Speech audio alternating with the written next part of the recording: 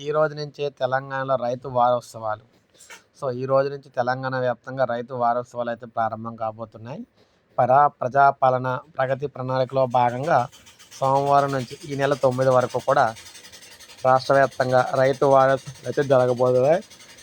వికారాబాద్ జిల్లా తాండూరులో వ్యవసాయ శాఖ మంత్రి తుమ్మల నాగేశ్వరరావు ఈ ఉత్సవాలను అయితే ప్రారంభించనున్నారు.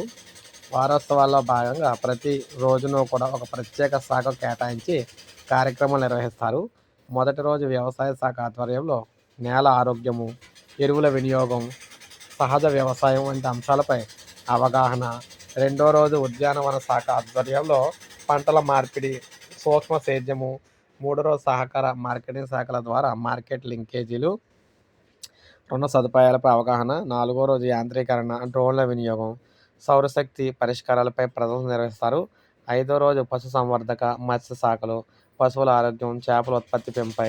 చివరి రోజు సాగునీటి శాఖ, వర్షాకాలానికి ముందస్తు చర్యలు, నీటి వనరుల నిర్వహణపై మార్గనిర్దేశం చేస్తామని మంత్రి అయితే చెప్పారన్నమాట. ఈ విధంగా తెలంగాణలో ఉన్న రైతులందరికీ కూడా ఇది ఒక కీలక ప్రకటన అని చెప్పుకోవచ్చు. సో, ఇది అప్డేట్. ఒక లైక్ చేయండి, సబ్స్క్రైబ్ చేసుకోండి, మన ఛానల్ సబ్స్క్రైబ్ చేసుకోండి.